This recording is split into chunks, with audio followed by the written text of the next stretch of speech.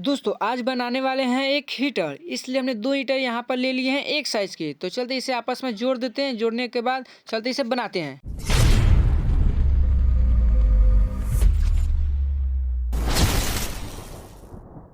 दोस्तों हीटर बनाने से पहले आपको एक चौक की आवश्यकता पड़ेगी, इसलिए हमने एक चौक ले लिया है और चलते हैं इसे एस लिखते हैं। एस इसलिए बना रहे हैं दोस्तों ताकि उसका एक शेप बन जाए एस की तरह, और उसमें नाइक्रोम की तरह हम इसे अच्छी तरह से फंसा लें। दोस्तों आप देख सकते हैं हम ईंटे पर एस लिख दिए हैं। अब चलते हैं इसे ग्लेंडर से इसे काटते हैं।